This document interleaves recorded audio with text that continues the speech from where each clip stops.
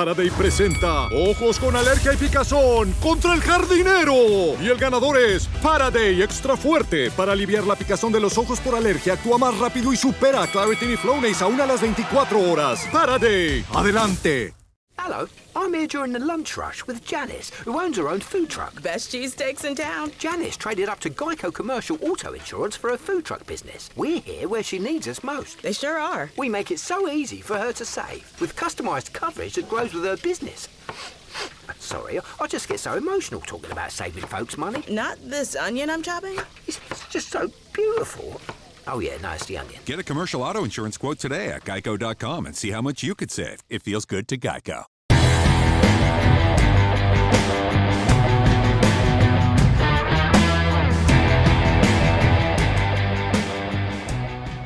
Hello and welcome to the final SRC podcast of the 25-26 season. Joining me, Big M, as always, the one and only Double R, Mr. Robert Rees. Good evening, my friend. How are we? Yeah, all good, but the summer's finally come, and there was probably a few people getting excited then when you said this is going to be the final episode of the podcast. Oh, yes. Everyone loves it when things end, especially us, because they have to listen to us for a few months, do they? Well, forever. Some people. Oh, no one's that No. crazy. You know, everyone's a glutton for punishment, and we're just the right amount. Yes. So let's kick off this so-called review pod with the teams, and we start at the bottom of the league, which this year just so happened to be Pontypool. 4 wins, 14 losses. I've split the bonus points. Let's work this out now. 11 bonus points, 57 tries, minus 154, finishing on 27. Not a great season for Pontypool at all, especially considering where they've come from in recent years. Let's have a look by here. So last 2 seasons, they've had about a 52% win. And this year is down to 26. 26.08 for anyone who wants to be precise. So, obviously they picked up towards the end of the season, but I'm not sure is how good everything is. Is everything rosy in Pontypool?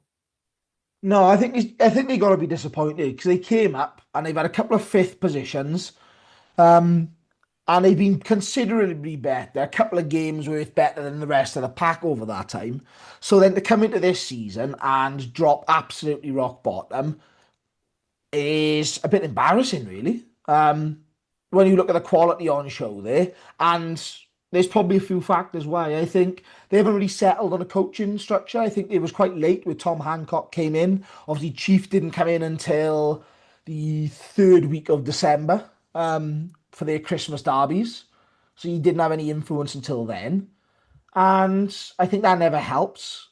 But also, I just think the transfer policy was not up to scratch. We mentioned it right at the start of the season and throughout. They were lacking a front 3. They got saved a bit towards the end of the season, having Sam Scarf and Dylan Kelleher-Griffiths off the Dragons. And I'll be honest, their allocation has probably saved them at times. Ewan Ross are dropping down, who we've exclusively revealed. Morgan Lloyd's dropping down a lot. Hugh Anderson a little bit here and there. So they probably got away with it towards the end of the season and sort of picked up a few more points and wins that maybe wouldn't have been expected based off their overall form. But yeah, I think they'd be disappointed. They building nice for next season. We're not going to touch on that too much yet. That'll be a couple of months away. But I think overall they'd be disappointed. I don't think the cup, they never really utilised the cup in the fashion that they would have wanted either. They couldn't springboard a bit of domestic success to come back into the league. So yeah, I think based off Chief coming in, they never got going. They put up 2 good performances, gritty, determined performances against Ebervale, but the next couple of months they still weren't getting the results. And as we've mentioned with teams like Swansea before, when they finished rock bottom, is yes, performing for 60, 70 minutes is a good sign for some of these teams, and you're building. But if you don't perform for 80, then you're going to finish bottom of the pile. And considering the money that they've piled into the club pre-salary cap, then you'd be disappointed given the caliber of players in position, the caliber of coaches. Hancock coming from a winning Landovery side. Chief has always won everywhere that's got money. Ponty, Merthyr, Brecon. So yeah, it just goes to show that it's not always the key to success. But yeah, I think overall they'll be very disappointed. And I'll be honest, they're probably the most disappointed of anybody this season based off the fall to where they are. Yeah, just our league position just didn't help, especially given who was around them, which we'll come on to. They did finish the season rather strong, a good 3 performances. But I know you just said we wouldn't touch on next season, but just a quick look over some of the players that are leaving this summer. Sam Cochrane's retiring. Ian Jones moving to team manager. You wouldn't rule out him playing the odd game if needed. Mikey Herbert going, and then there's a lot more and quite a lot of boys that signed on for this season. So which kind of adds to the fact they don't think that they've quite done the job themselves. That it was a bit of a poor off season for them. Yeah, I think it's that they're not losing too much. I think that's the key. I think the one big one that they will lose is Mikey Herbert. I know he's had a few spells out this season, but the season before he was up there with player of the season in his position. Pontypool's player of the season, that was how important he was. Obviously, his leadership as well. So obviously he's managed to have some ventures elsewhere and a good opportunity. And he said they're making some signings already. So yeah, I think that's an indication that they are not quite as happy as they probably expected to be off the back of sort of this season's transfers. Yeah. So let's move on to 9th place. And if I get my trusty spreadsheet up and it doesn't fail me, that is Bridgend, who same amount of wins as Pontypool 4, crucially 2 draws, 11 bonus points, 65 tries, finished with minus 230 points difference and 31 league points. Now let's have a quick look at the last couple seasons. So 2 years are more or less about the same, about 38, 37 and a half, win percentage. They dropped down to 24 this season. And I know we talked a lot last season about them, being a small pack, as in physically small, and this last summer they made quite a few good signings. But it's just a little bit still lacking in there. Like they've shown it in certain performances. They've more than got enough grit and talent in there. The consistency is a massive issue for them.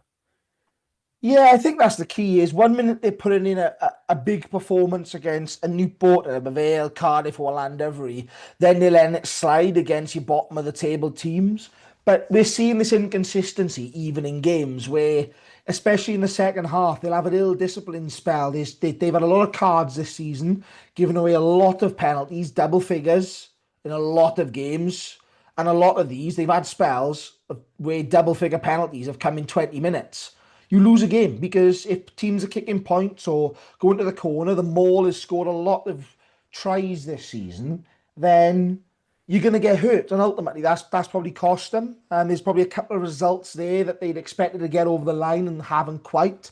You convert those draws into wins, and all of a sudden you jump to 35, you climb another position, and that's without really looking at any bonus points and areas like that. I think they haven't quite settled on a back line as much as they would have liked. And they've got a lot of quality players in there and some really nice signings coming in. I think players like Ryan Combia are due to come into the team from the Ospreys. That's going to be interesting to see.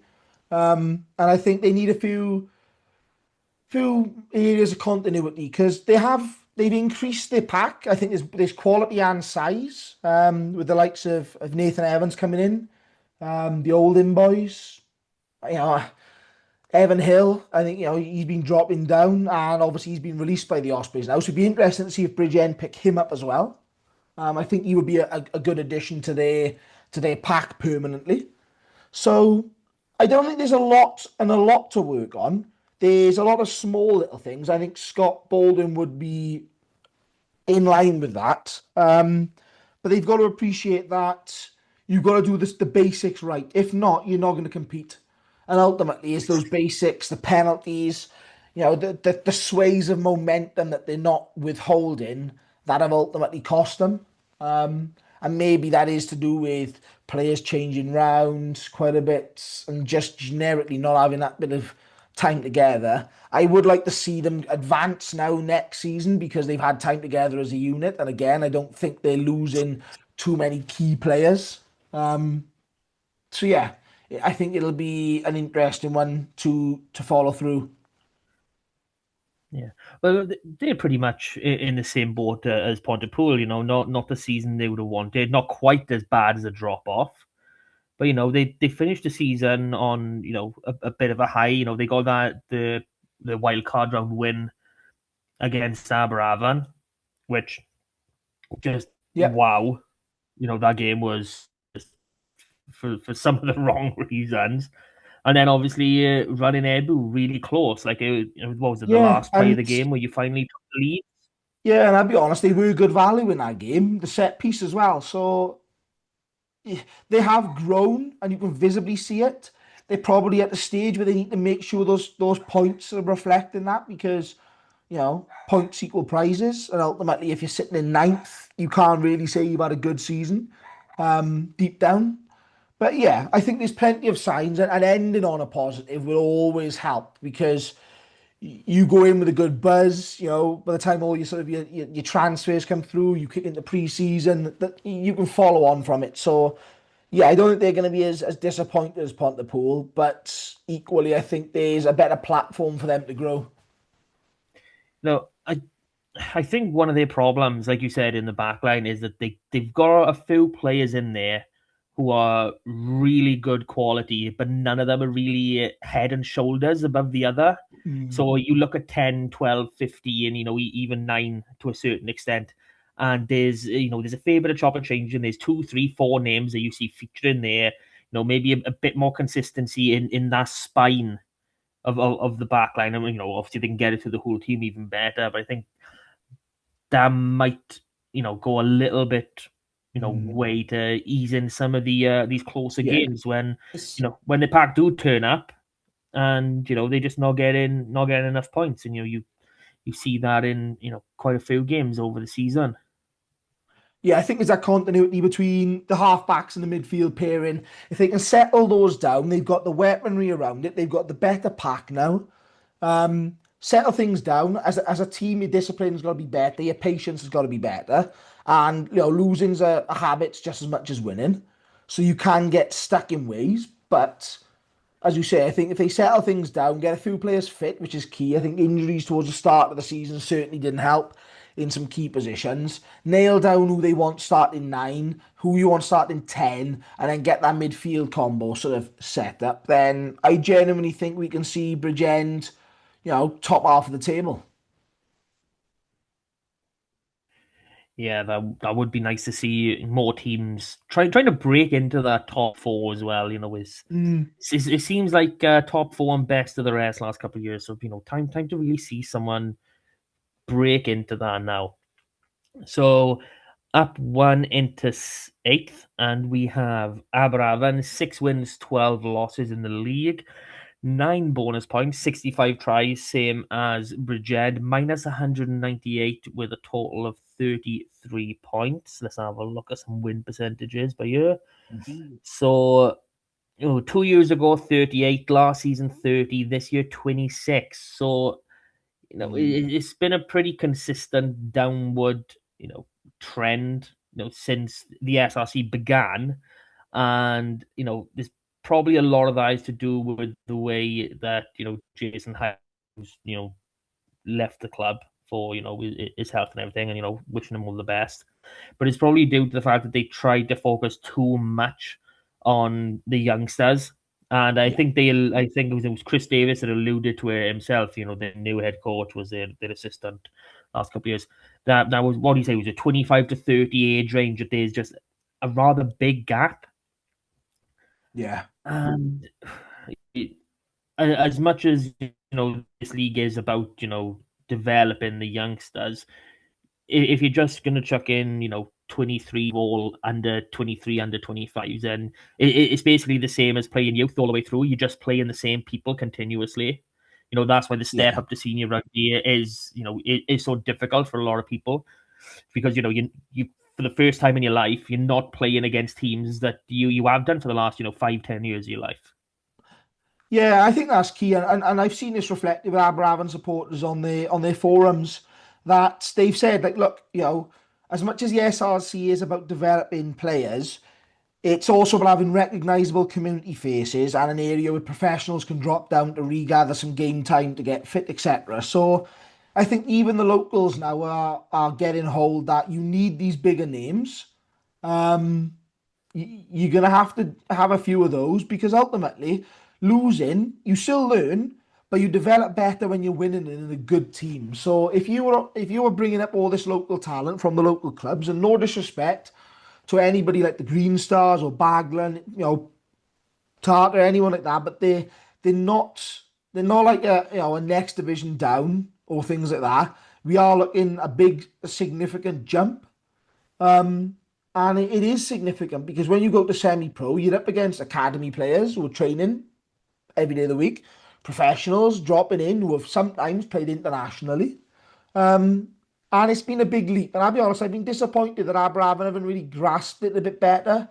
Not because they haven't grasped the idea, but they haven't managed it very well. They had about 13, 14 retirees, leavers, like I said, than 3 years back.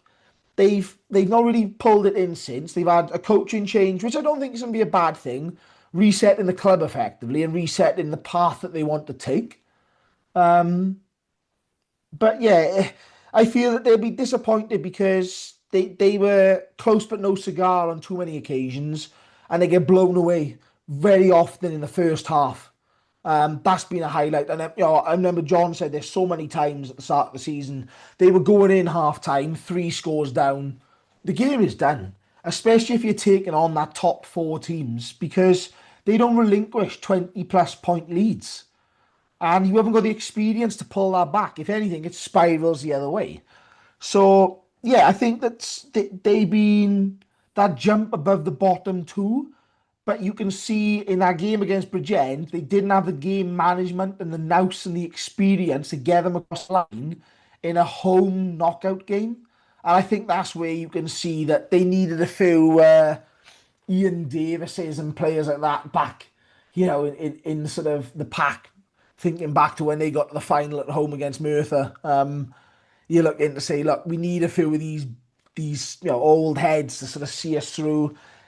And they've got to close that defensive gap as well, because for several years they've been shipping far too many points.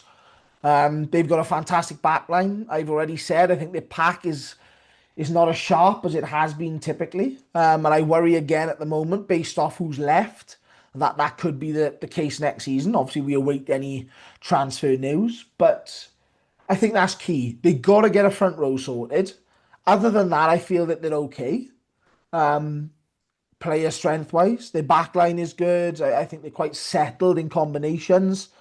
Obviously, there's going to be a new club captain with Gagey moving on to different ventures within the club itself. So yeah, I think frustrating is probably the word that a lot of people would say analysing Aberravon season. But again, a bit like Bridgend, they've had a bit of a springboard at times to take that on, and I certainly feel that they can utilise that, providing they pick up the right people in the summer. Yeah, because they have already announced their leaver list, and it is a hefty list. But we're talking boys that were in the wider training squad, the ones that didn't get many minutes in the SRC, but a few core ones. Obviously, Joe Gage, like you said. You got Charlie Herdman, Cam Lovies, Ben Gregory. They featured pretty heavily throughout the season. Geraint James and Morgan James. I know there's a retirement in there. That is 2 frontline props on top of Rowan Jenkins from last season. And then Freddie Chapman, who came in last year, he's gone as well. Same as he was a 17-year-old tight end when he's time, but he's only 18 now. Jaden Maybank, who was been released as well. So I think there's only two frontline props there at the minute in Jordan Malters and Tyler is Murvai, is how you pronounce it. Like, I'm not sure who else they've got on the books. I know Jack Bees was there last season, but I know he hasn't featured this year, so I'm not 100% there. So it's considering how they spoke about that age bracket they're missing, to see the leavers list as it is was quite surprising, and I'm expecting it's going to have to be quite a busy summer for them to really really fill some of these gaps, and obviously the gaps that they had beforehand. So on to unlucky number 7, and that is of course Carmarthen Quins. Oh, season started so wonderfully, so wonderfully. Well, But that's just what it was, right? He was at second at one point. yeah, was second. So what was it? Finish 9 wins, 1 draw, 8 losses, 11 bonus points. That's an issue, but this is also an issue. The lowest amount of tries scored in the entire league with 49. Finished on minus 45, a total of 49, which it tells a story of how the season gone. But in terms of progression, they've jumped up from a 29% worth of wins up to 44 this season. So there is progress there, but there is some serious issues with the attack, whether that's fully the back line or where coaching is involved. I'm not 100%, but they defense doesn't seem to be an issue. There's a few games where it's gone awry.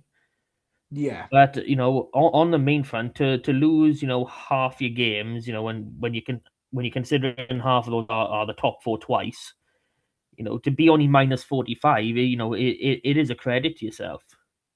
Yeah, as you said, you've ended on a winning season. 9-1-8. I feel that Quinn's lack a bit of two things. One, I think, is always fitness. I've mentioned that a few times, but I feel dynamism as well. I don't feel like the pack is very mobile. It's very, I don't use the word slow, but they're a very specific team. They like the narrow pitches. They like going through simple phases. They like breaking teams down. There's a reason why Lewis Millen's got the tackles he has.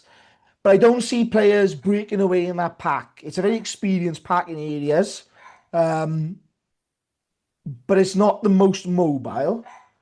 I feel that you've lacked quality across 9 and 10, and certainly experience, and that's probably pushed you to not be able to use the weapons, because you look at the weapons that are in and out. They're not there all the time, but Yori Badham's back. Callum Woolley, whenever he's arrived, has been superb. Gabe McDonald, again, I think has had his best season that he's ever had. So there's a good handful of young players in our backline that you can unleash, but you're not getting the ball to them and you're not seeing games out. I think you've won away at Cardiff. So you're getting results against these top teams. But the return leg against Cardiff on TV, that game management, and again, I think it was 9 and 10 didn't control the game anywhere near as well as they should have, and you've lost a close game that you probably should have won. Saying that, I think that there's, like you said, there's a big drop off, and that's probably down to a bit of squad depth, a bit of over rotation, and probably a bit of lack of quality all over the park. In terms of, not there's a lack of quality at the entire team, but you haven't got that depth of quality. And that's probably seen why other teams have jumped up. Like you said, is you start the season, and you've done it previously last year with Lewis Morgan smashing in the tries early doors. You're looking really good. Like I said, you hit, all right, the second was effectively a week that I think the Abervale land every fixtures at the time. And then I think you actually went up the third when it all leveled back out. But realistically, you held top 4 for quite a significant period at the start of the season. And rectifying why that drops away, I think, is a bit of rotation, your squad selection, making sure that the key discipline is in there. And we've mentioned it, and I know we've had a bit of a joke where Aled Thomas coming back in for games this season. I think if you need that experienced fly half if you have someone who is experienced in that jersey to run that back line, dedicate the defence, I think all of a sudden you score those extra tries, you picking up the bonus points. You know, yes, all right, it's 14 points up the Llandovery, but that's not a lot of, that's 3 games because you got the 6 points in play. Yes, 3 games is a big turnaround. However, the little steps all of a sudden catch Swansea and RGC. And I just worry then that when you're going into these playoff games, you're not giving yourself the best opportunity, and that's why ultimately you've just come and unstuck a little bit this season. Yeah, I can agree with most of that. I think lock is probably the biggest area. We've got some tremendous players in it, in Tom Phillips, who's been promoted to head coach, Lee Taylor, etc. But the age profile and, like you said, the type that it's just not there. It'd be nice to see a nice young, as in young, I mean probably around the age of 25, 26 for a lot. But someone come in and really, no matter even if it's just to add depth behind them, because we've seen times, like you said, where the depth has gone. Sean Evans drop into hooker. Well, Yeah. try to drop the hooker for the first game, but we know how that went. Woohoo! And we obviously, people may know him from last season. Keanu Evans, who's playing back row 6 and 7. He's gone to Ammanford this season to convert a hooker. He came back up for the cup run because there was just no hookers available. We had a 17-year-old loose head for that final Swansea game, Hudson Nevin, who I believe is being picked up by the Scarlets now with a lot of potential apparently. So that's good for the future. But I'm not too sure on needing an experienced 10. I think a young Carwyn Leggett Jones would be absolutely lovely to fill that 10 spot. But it's interesting, right? Because it's probably something you don't tend to see as much elsewhere. But the amount of players that have done Llandovery and Quins is surprising. Yeah, it's obviously they are all Scarlets. Yeah. Contracted, so it's about to do it. Like Sam O'Connor to go to Llandovery for the final. I was really annoyed at that. Just for the fact of where you've literally played Quins for. I know you played Llandovery like 3 years ago or whenever it was, but you've had 2 solid seasons of just being Quins, and now you just swapped over. Yeah, the only game he's played from this season. Yeah, I know his brother Hawk done it a few times. He's slightly different. He is fully in that first team with the Scarlets, and I know he's still recovering from an injury, Achilles injury, which isn't great. But I'm not 100% against it. Like obviously, you can understand, when there is that massive injury hit. Like obviously we saw Steph Jack Jones come to Quins, and obviously Sam O'Connor then going back. And I do like the idea of your local boy, like staying within your or at least within your region. Depending, I know Cardiff and RGC are a bit screwed by that, but it kind of is what it is with them.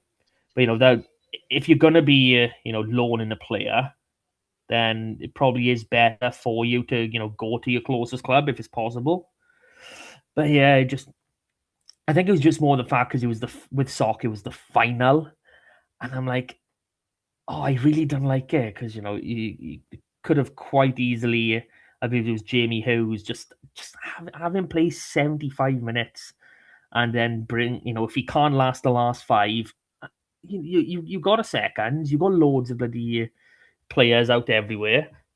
You look in the actual Llandovery squad, they've got named on their website like 70 odd players. It's absolutely ridiculous. You see them all make one appearance in a friendly in the bloody summer, and then that is it. So they've definitely got a lot of contacts out there to pull somebody in. But yeah, on the whole, it was obviously a massively positive season. Just kind of got killed around that. Well, after the cup run. Yeah. I feel like the cup this year's killed momentum for a couple of teams. I feel like Quins has sort of did that as well around, like I said, you lost your hookers around the start of it. You had the Sean Evans transition through that, the results and performances didn't go your way and not always your own fault either, which just kills your momentum. You got your bye week and all of a sudden your knockouts and it just it feels like it just unravelled for quite a few clubs, I'll be honest, around about that point. Yeah. So the only real news of obviously we've heard that Ben Williams has left. He's signed for Pontypool. Blah, blah. But the only other news we have had from Quins is that former head coach Lyndon Lewis and scrum coach Pete the Meat Edwards have both left. So there's going to be some coaching additions, and I'm looking forward to when they get announced because I think it's going to get a little bit tasty. I really, really do. So up then into the quarterfinalists, Swansea, exact same record as Quinn's 9-1-8, with a superior 15 bonus points, 67 tries, finishing on minus 32, 53 points total. And if I'm remembering right, they're the biggest jump in win percentage this season from 21 up to 54. With an overall of 13, 1 and 10. So wow, considering the upheaval that they went through, obviously Hugh Gustafson left end of last season, Jonathan Thomas comes in, and then he's gone within a few months. Joe Thomas then has to take over, win the plate, which brilliant idea. You just need to actually play the group games first. But Joe Thomas says seriously, he's taken this team on, from where he is, and they've just hit a massive winning run. Probably unfortunately for them, it's been more in the cup than it was total in the league. But it was nice to see Swans, winning, at the start of the season, the Yeah. double over Newport to kick it off instead of waiting for the New Year's derbies, not New Year's, Christmas derbies, my apologies, which they actually won both of this season, which they'll be very happy with. Yeah, they're stringing games together now. It's they're putting wins, 3 wins, 3 or 4 wins in 5 games, and that's what you need. You need that bit of momentum to carry you through. They've got a good try scoring rate. They've got some good weapons. I feel that they probably need a little bit more in their tight five. They've got some nice young Ospreys coming along through there, and their back line probably needs a bit of settlement. I'll be honest. You got certain players coming in from the Ospreys. Cornelius up in and out. He's obviously gone now. Houston a little bit in and out. Prothero has been in and out as well. So yeah, there's probably a little bit of settling, but the development is second to none, and this is what it's all about: seeing teams progress. Realistically, they went into that final week with an option of getting fourth. They mathematically could have done it. Look, when those teams were looking at it, so they wasn't a million miles off. Yeah, they're probably still a couple of games away and other results going their way, but they're putting in some big games against the top four. They're getting results against those as well. I think it'll be interesting to see how they handle the transition back to St. Helens. Obviously, that's where they're going to be playing from next season, back to their normal ground. Yep, fingers crossed. Or wood, touch wood. So I think I say it'll help them. It should help them. And I hope that they can generate a bit more interest in the Whites from the Ospreys and stuff like that. Like I said, they're a pretty settled core team. They made some really good signings. Their back row is looking outstanding at the moment. And if they build a squad around people like Prothero, then they're going to have a good chance. And I think if anybody has a shot at top four, breaking into that top four, Swansea, I would say, are probably the best shout to do that at the moment, even though they obviously wasn't the closest to it compared to RGC. Yeah, well, I mean, the difference between them and RGC, in for Swansea was a conversion. A conversion against Ebu Vale or Bridgend in 2 of the last 3 rounds, Yeah. and they would have jumped up. So that is disappointing for them. I mean, and unless Pontypool have an absolute massive turnaround, I think I've got to agree with you. I think RGC are more or less at the highest level they're gonna really hit as it currently stands. I think there's a bit more, investment into North Wales as a rugby area. before they'll start cracking that top four. But yeah, in terms of how stepping forward, stepping up, you gotta say Quins.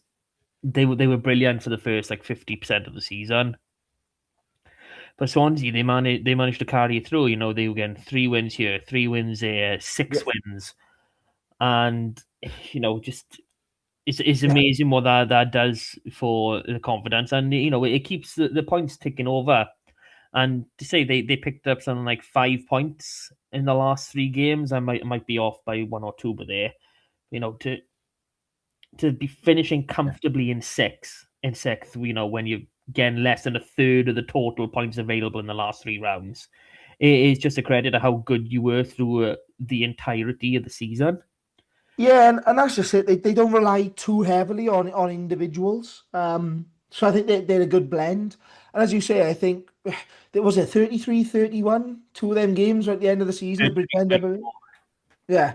So it's like you look at those and you're going, well, if literally one kick goes over, any type of kick goes over in those 2 games, you are probably looking minimum five points.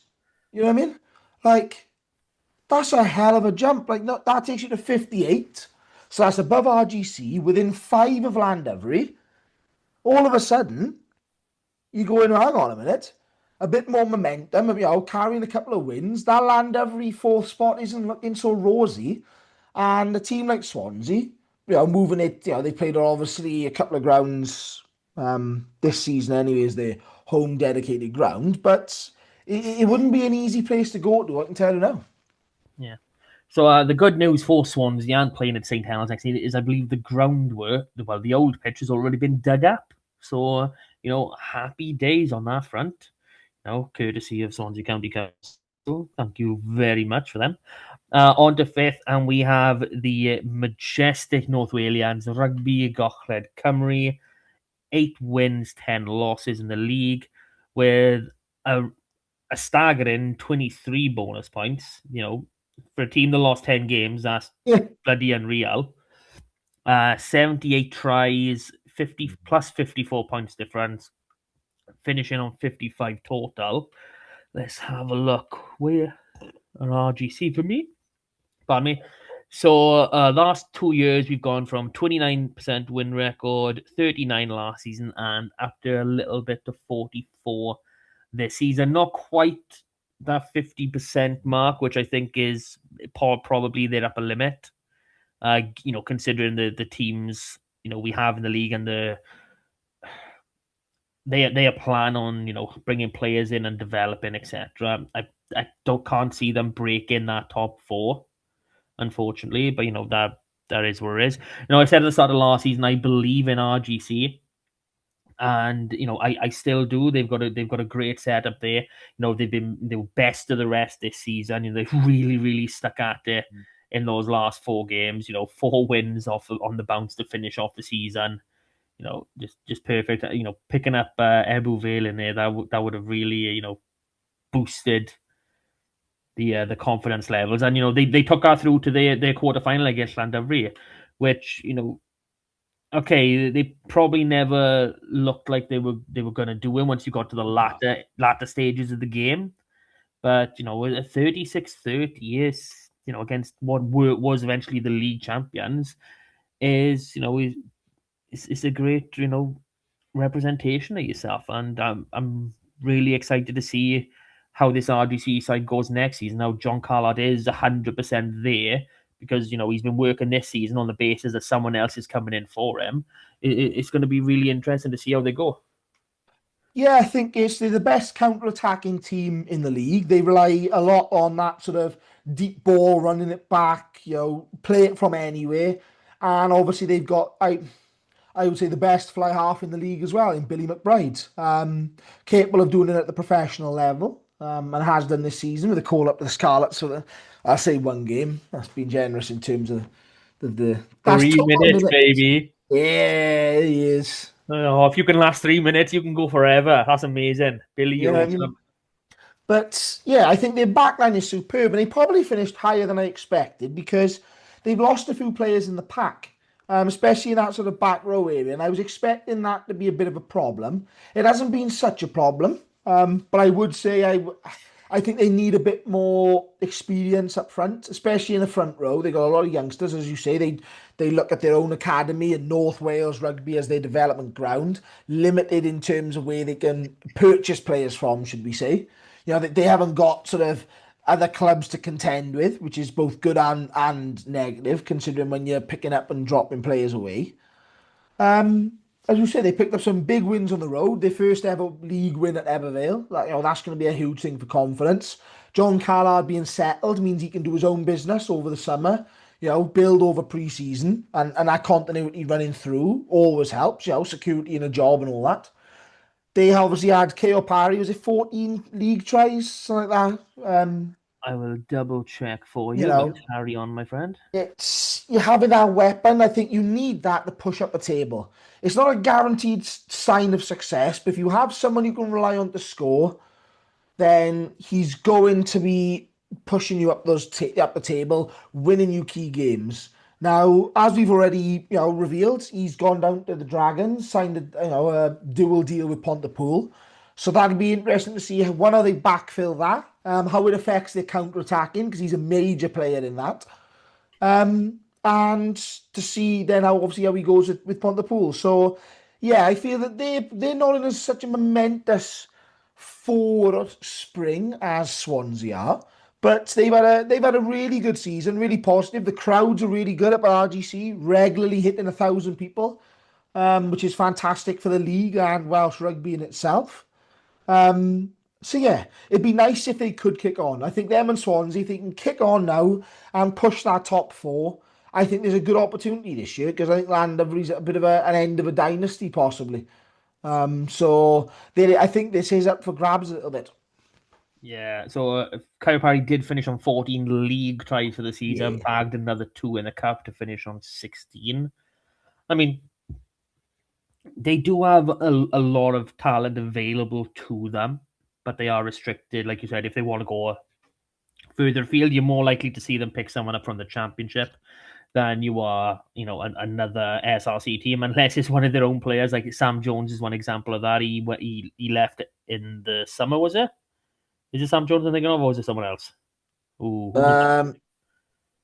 Yeah, Sam came down. He was with Pontypool, Sam Jones. And then Yeah, obviously they lost Sam Earl Jones was the season before. He didn't quite complete the season. He went across to somewhere in England. yeah. Obviously, he's popped back up, so he's banging.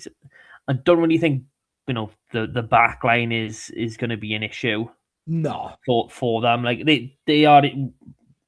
I want to say arguably because I haven't actually done the selection differences in numbers, but in terms of consistency, 23 to 23, when we get the team sheets every week, I'm sticking them into the spreadsheet just to have a look, and it's the fewest changes I have to deal with. Some weeks it's literally the full 23. It's really like Well, vast that's just it. majority is like It's 18 to 20, 18 are the same every single week. So that sort of consistency, whilst well, it's not great for depth, but it does give you that consistency in terms of the playing squad.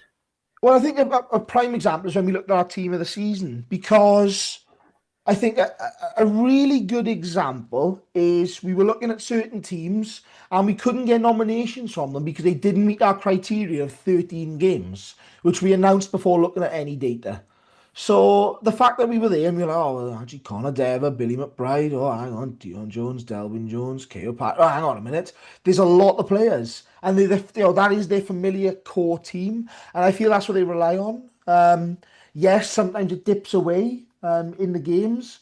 But when you've shredded teams for an hour, they're knackered, they're gassed on a vast, fast track pitch. Then very often you can have a little bit of a dip off, but because you've got that momentum, because they're used to that style, it still benefits the actual club themselves. Yeah. Yeah, just oof. I'd like to see them break, really properly break, and at least be in that top 4 fight all season long. But it is going to be one like depending on who's Well, who the coaching team is fully going to be. We don't know if there's going to be any changes in there, and yeah, I think that like you said, that pack, if it has a bit of reinforcement, it could really probably start doing some damage. So that means we are on to our Top four. top four, baby. Dun, dun, dun, dun. And we're not going to hit the team in fourth because they're going to leave them to last because, they were the dodgy buggers that decided to be champions with 2 away wins. Shocking. Not the first time they've done it either. Dirty, dirty bastards.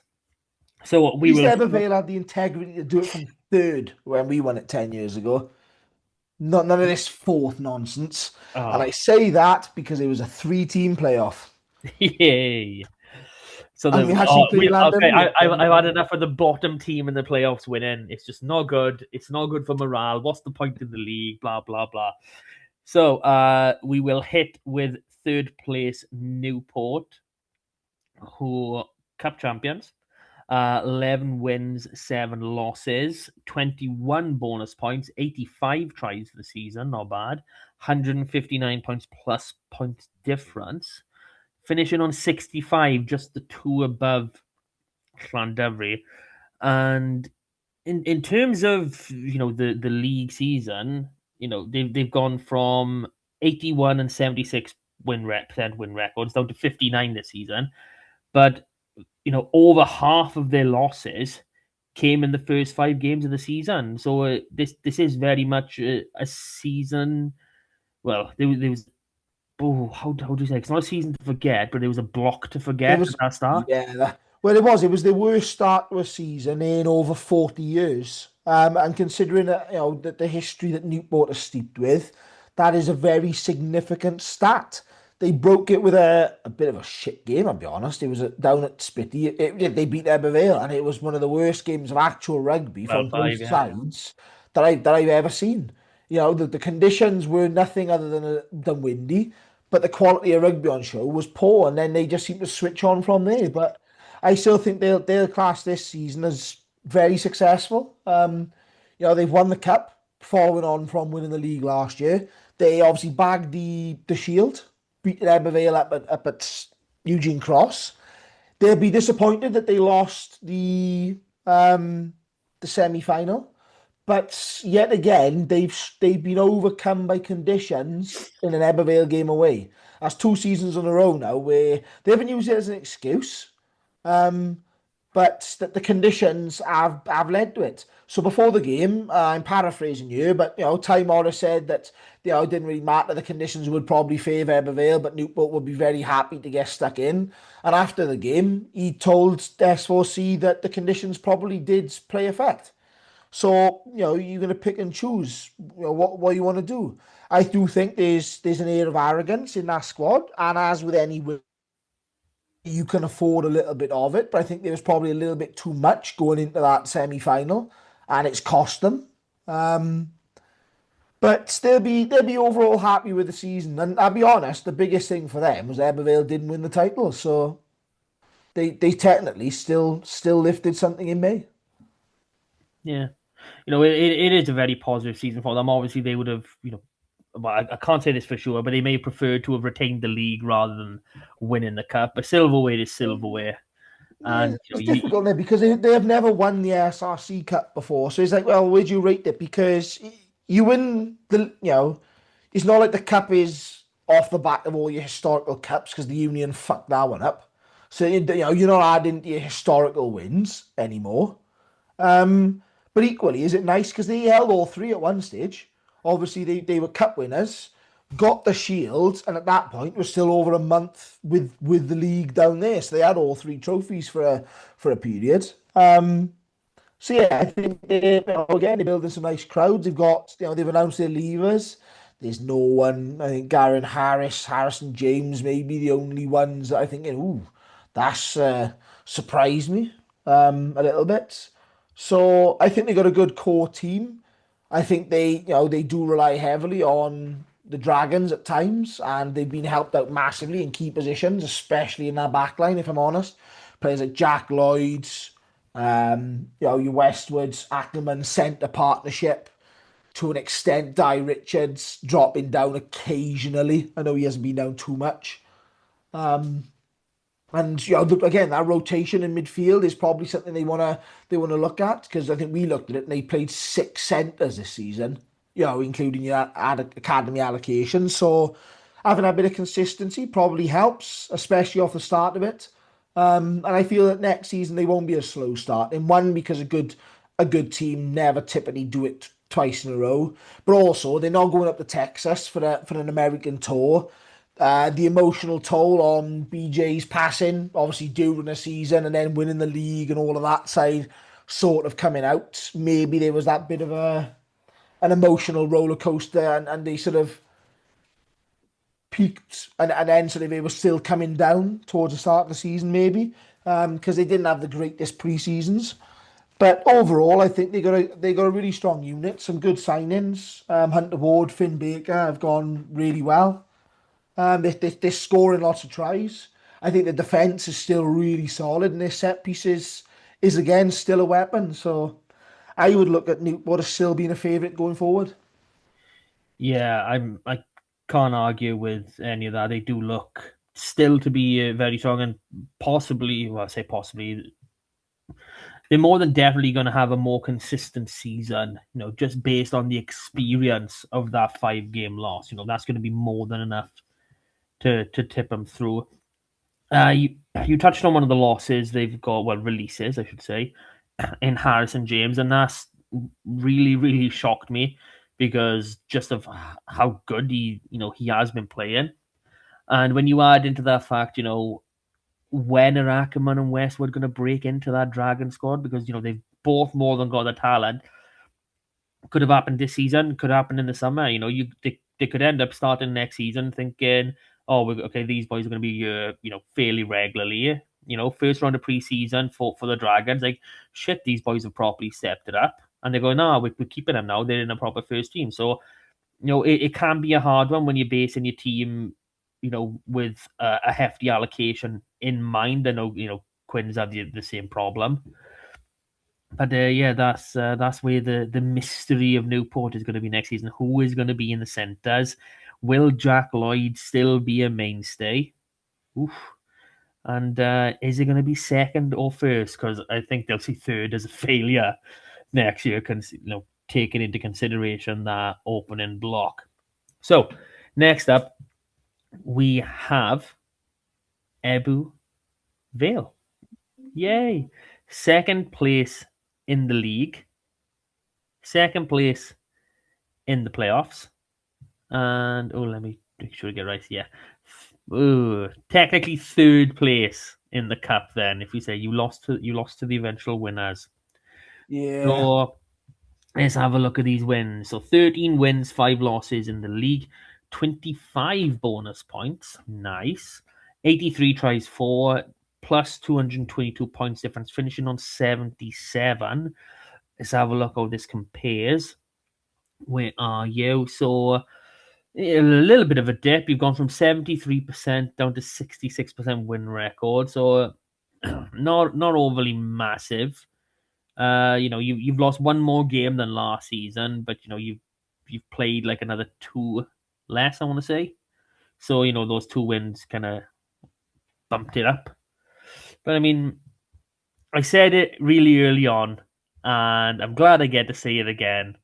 But you just peaked too soon. You were just so good all the way through to the Six Nations, the under-20s buggering off, and then it was just all downhill from there.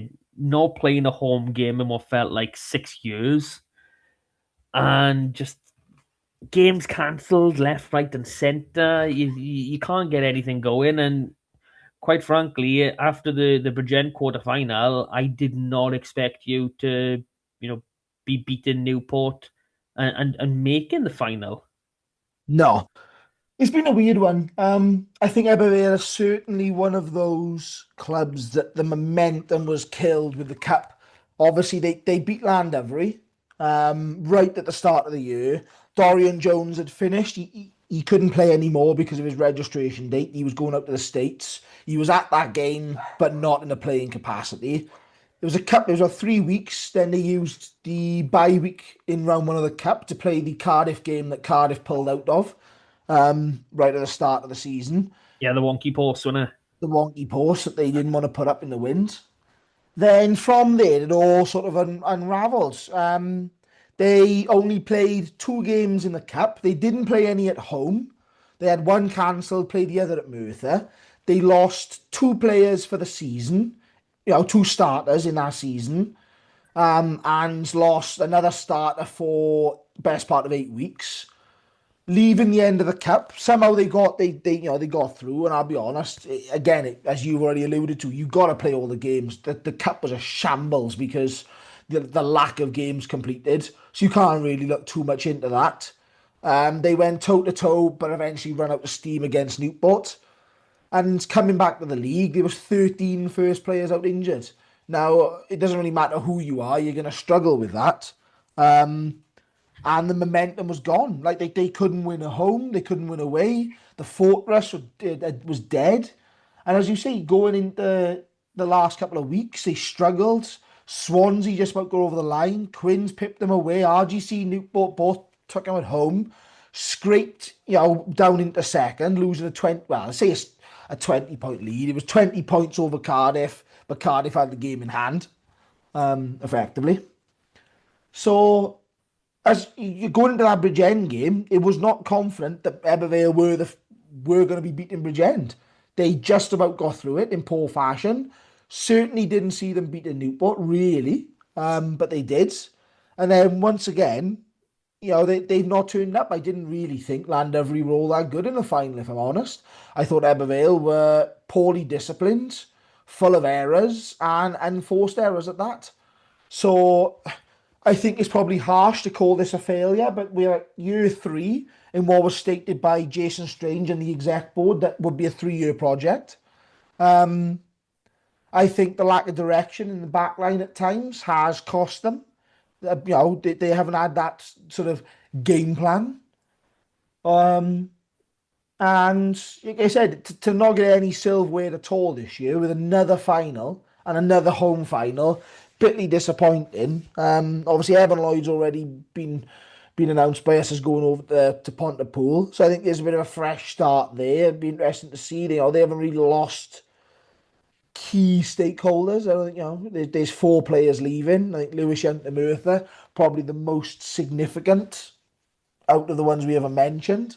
So yeah, I don't think it's a bad thing. I think the podcast understands that Dorian Jones is coming back for next season, and I think he adds a much needed experience and marshals the back line a lot better, which I think is going to be needed.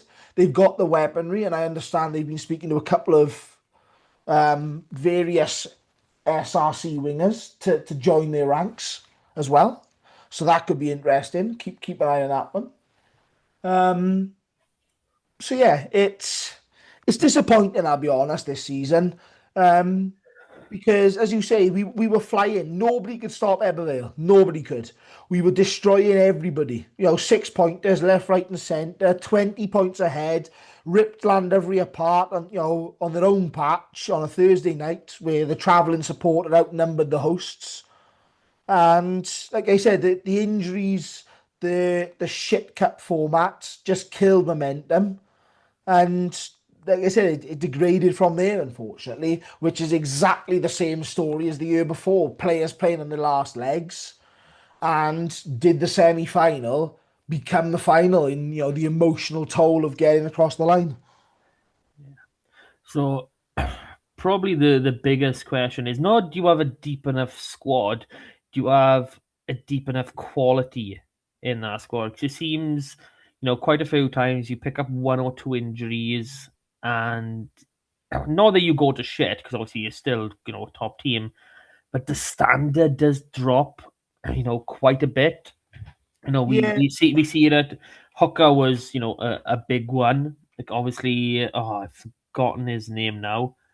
To where he is, Manship. I was about to say Shipman again. Knowing me, like he's a good player, but you can't compare him to Pumpy or Joe Franchi. Obviously, Franchi won't be returning as Well, far I as don't I'm know. aware.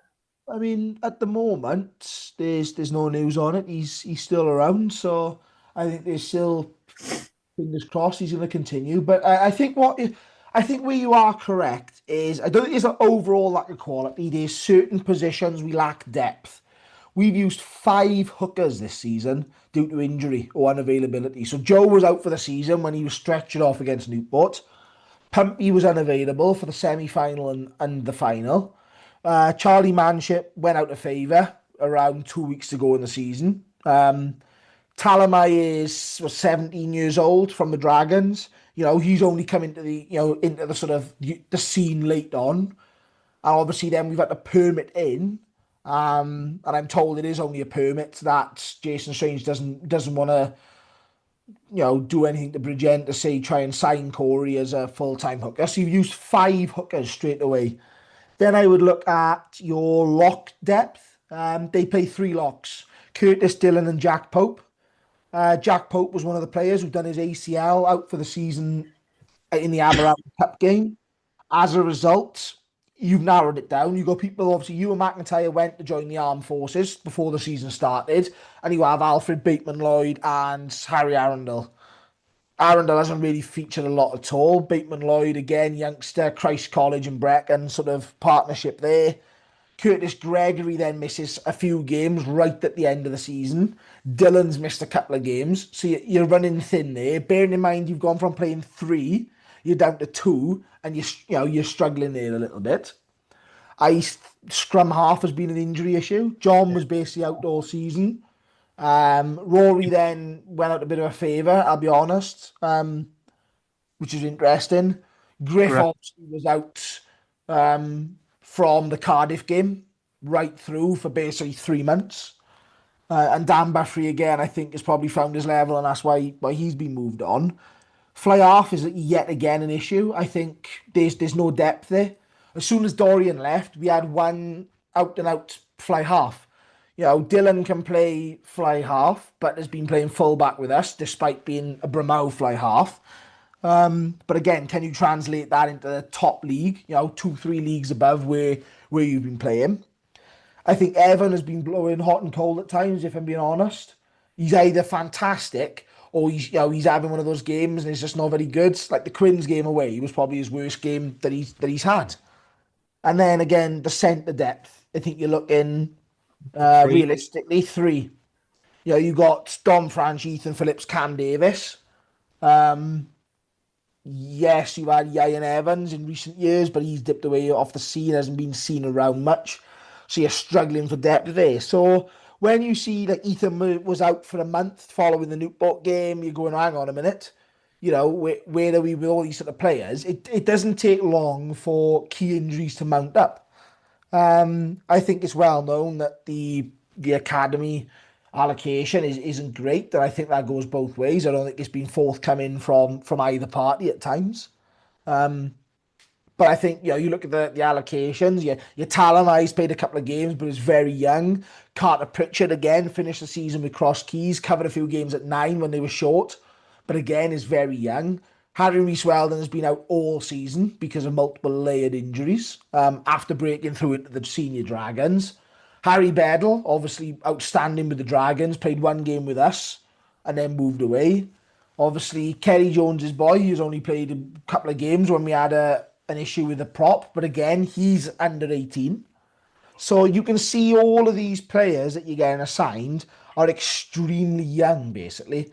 And it's difficult from there. But yeah, I think it's disappointing, and Ebervale need to win a silverware next year, I'll be honest. I think otherwise it starts going into and you've got to be careful because people on Ebervale are a club that know this more than anything because, like I said, they went into administration 15 years ago, whatever it was, didn't have any money, had 4 players on the books and had to rise back through Div 1 East, the Championship, into the Premiership as it was then. So, again, I don't know brand this as a failure, but certainly underperforming if there's no silverware in the next 12 months.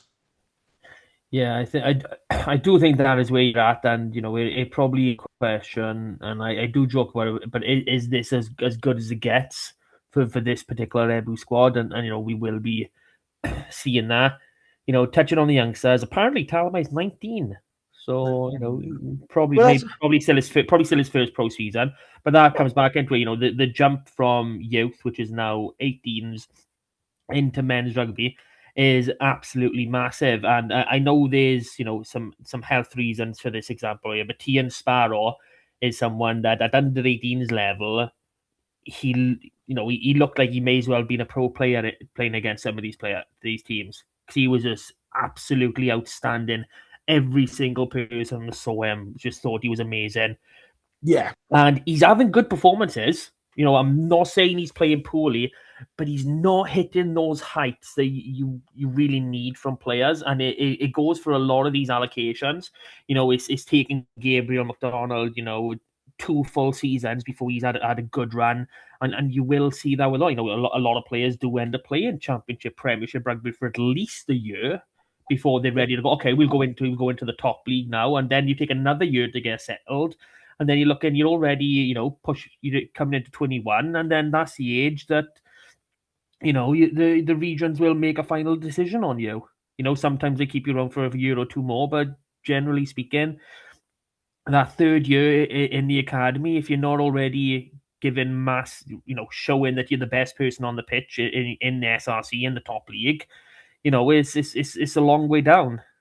Well, let's look at the Dragons, right? I mean, you said a few examples. The last game where they drew with the Scarlets, Di I don't remember Richards, that. Di Richards, several seasons with Newport. I know he was bouncing back and forth with several seasons. Nye Owen, couple of seasons with Ebervale before going up. Rio Dyer's been back and forth with Newport at times. Brody Coughlin up at RGC, had a good few seasons up at RGC before being picked up.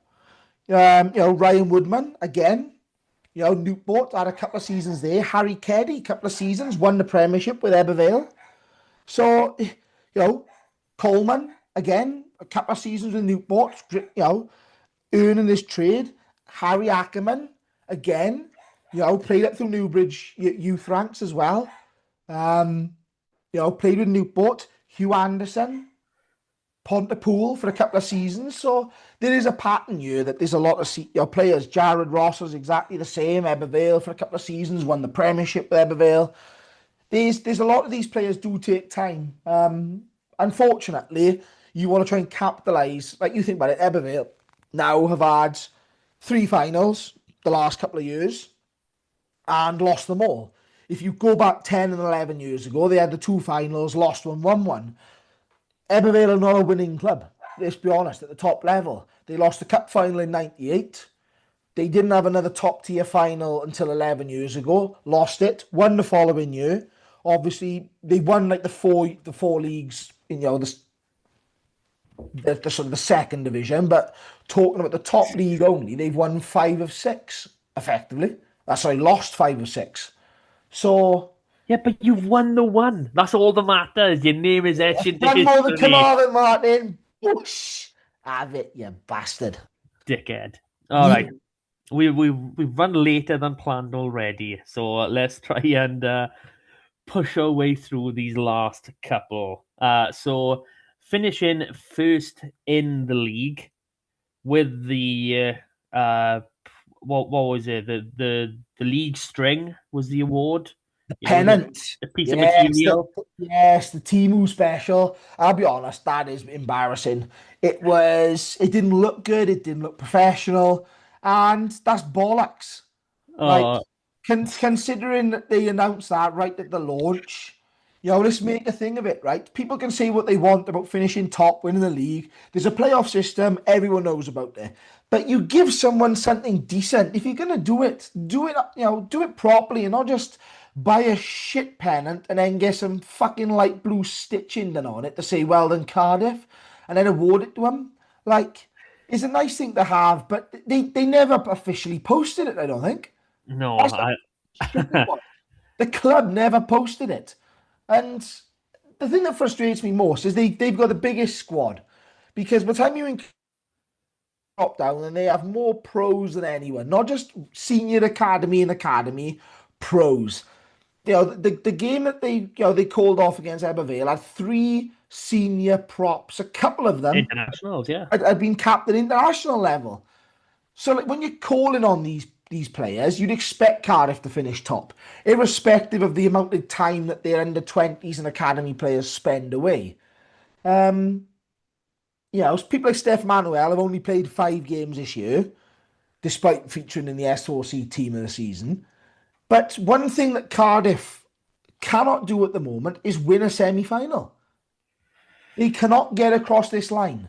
They can score for fun, but when it comes to those big moments, they know what they've got to do. They've got the squad. There's not an issue with injuries and stuff like that. Form, they have all of that sorted. They cannot get over the line, and that for me is bottle and continuity. Whether it's young coaching as well, I know Dan Fish is early in his coaching, and sometimes a bit of experience to guide your team may help. And obviously it is a young team as well, but there are some senior figureheads in there, and they need to get them across the line. Because at the moment, out of the top 4, I would say the biggest failure, everyone looks at Ebervale as because they've lost the 3 finals, but Cardiff have topped this league 2 years running, have a full support and sole use of a regional academy plus professional drop-downs, and have not even got to a league final. Yeah, we're talking... They're like the Liberal Democrats of the rugby world. Yeah, we're talking, 22-23 when Llandudno beat them for their first title, in this run at CAP. So kind of jumped ahead of ourselves in that little rant there. So their actual stats of the league. So finished same as Ebervale, 13 wins, 5 losses, but a tremendous 27 bonus points. One area where they did stand out over everyone else, 92 tries scored, 7 more than their nearest competitor. Not the best points difference, though. That does stick with Ebervale, plus 166 it finished for Cardiff, and 79 league points. And, given how bad that end of season was for Ebervale, like you said, there was 20 points at one point with games in hand to be played for those behind. But, to just pip it by 2 points, that would obviously hurt. So where is my Cardiff side to pick up? So fairly consistent over the last 3 years. So they've gone from 59.25, 62.5 last year, and this year winning 58.33% of the game. So, they're around about that same figure. One more win one year, one more loss next year, blah, blah. But they're in those realms that they're not changing. So the consistency is 100% there. But for whatever reason, like Ebervale have hit that barrier in the final, Cardiff have hit that barrier in the semi-finals. So, winning the piece of string, and like I know I said this on pod, if you had one of them each for the players, fair enough, and then you got to give them something else, even if it's a fucking shitty hubcap like you get for the Welsh Shield with the pro teams, would have been something. But there's just something not quite clicking there. And obviously it's up to Dan Fish, probably, everyone involved at Cardiff Rugby to figure that one out as well. But, looking at that semi-final, it kind of summed Llandudno up through the entire playoff season, where no one really looked like beating them once you hit around the 50-60 mark. Like, obviously, Cardiff could have been a runaway. They took their foot off the gas and let Cardiff come back into that game in the first half. They could have put 4 or 5 tries on them in that first half if they really stuck to it. But you can't be allowing teams, no matter how good, when you're finishing first, you're finishing top of the tree. You can't be letting lonely branches just come and just put 14 points into you for the sake of it from the start of a game. Yeah, exactly. So that brings us on to our final team of this review. Actually, no, the final club, I should say, not team, because we have something else for you. Is Llandudno, finishing 4th in the table, but champions of the playoffs. So they finished same as Newport, 11 wins, 7 losses, 19 bonus points, 72 tries. So, quite quite a bit off, the top three in those terms. RGC scored more tries than them as well. Only a plus 31 points difference and finishing on 63. Not a massively impressive league season, but they've got the pedigree in them to win games when it mattered, and we saw it in the cup. They got the games to do. They managed to beat not Bridgend, Pontypool in that semi-final. Was it the semi-final? Yeah, the semi-final. Making that right. And they done exactly the same when it came to the playoffs. RGC over the line, go to Cardiff, bang, job done, go to Ebbw Vale. There's just a pedigree in this squad currently, and we'll speculate on how much longer that's going to be there in a moment. That just does not want to lose and knows how to win big games, and that we're talking the SRC here, where all 10 teams get a chance at winning the end of season playoffs. They could really do nothing all season and just turn up for the playoffs, and I would not be surprised if they won it from 10th. I really think they're a team that could do it. They're very much a modern Germany in terms of like the world, the FIFA World Cup. They can sort of idle through a group stage, as a lot of sort of good teams do. You never hit your best, and then as soon as the real deal comes around, the knockouts begin. It's like a light just goes and flicks on. And I think the key of that is they're consistent. Yes, they've had up as high as 10 Scarlets at once in a match day squad. They've had a healthy allocation, but they've got a good core squad. Your players like your Warren boys, Rodri Jones, Jack Maynard, Lee Rees, Ewan Hughes, Berry and Watkins, Jamie Hughes.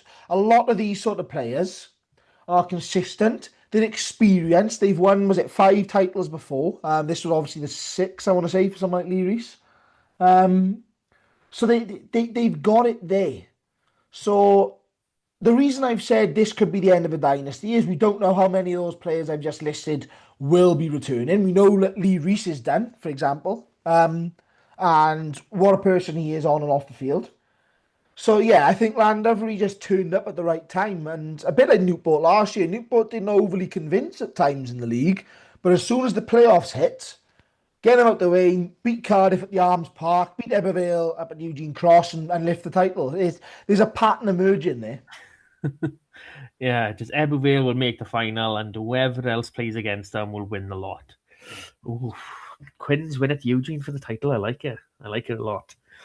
Okay, so that wraps up all 10 league teams. But before we go, our podcast team of the season, we put out Supporters all... team. Martin. Yes. We put out all our nominees to the public for the supporters team of the season. And the polls are in. So the split, I can tell you, is 1 for Newport and Pooler, 2 for RGC, 3 for Drovers and Cardiff, and a huge 6 for Ebbw Vale. Now, if you want to know what the ex-fan base is like, I think you figured it out from there. But take it away, Mr. Rees. What is the 15? So I'm going to do the 15. I'm going to skip fly half because it's complicated. So we start at Lucid. Luke Garrett pipped a couple of others. Hooker was Yair Morris, obviously Ebbw Vale, top try scorer. Took that one convincingly. Morgan Basanko to round off an all Ebbw Vale front row. Fix. Yeah, boo. Curtis Gregory, Joe Powell was the 2 locks. Scott Matthews got in for Pontypool on the one side, Sean Parry on the other. None of this fucking Ben Fry bollocks that fucking SRC put up. Ben Roach at number 8 again. I see that. Overwhelming, 85% of people said Lee Rees for scrum half. We'll skip fly half. I'm coming back to that. Rodri Jones on the inside centre, Ethan Phillips on the outside. The wingers were Dewi Cross and K.O. Parry, fullback Matty Young. Now, you balance this, RGC 2, Ebbw Vale 6. I've based that on Billy McBride winning the poll because they both took 38%, exactly the same amount of votes. They do. We're not gonna blame we're not gonna make the supporters have another go. But what I've done, I've said, based off our team of the season was Billy McBride. I've awarded it to Billy McBride. So I Yay. actually think that I've typed Cardiff 3. I actually think it's Cardiff 2. Oh no, I weren't paying attention properly. If I'm Yeah, honest, if you count those numbers, it's 16, and I haven't double counted Evan and Billy McBride. Cardiff are on 2. I've put 3, but they're on 2. yeah, 16. You I can't got count. excited and awarded Cardiff one too many players. Oh, yeah. People tend to do that. People tend to do that. But yeah, you just showing that the education system in Evervale is top quality. Yeah, it really really is. But So, yeah, that round, obviously, a great team. a great team, a very very good team. We can't complain. They were all our nominees, so Yeah, exactly. even if Lewis Million should have been 8. Okay, that does round us off for the season. We will be back for season 3, bigger, better. I'm just saying More this. exclusive transfers. Yes, Martin. Yes, more exclusives to come. Rob will be allowed off his leash and he will yap. You just got to buy him a cup of tea and he's loose for you. But yeah, that brings us to the end of the season. Thank everyone for listening. Rob, as always, thank you. To the MIA bookie, thank you as well. And we will do this all again next season. But until then, super.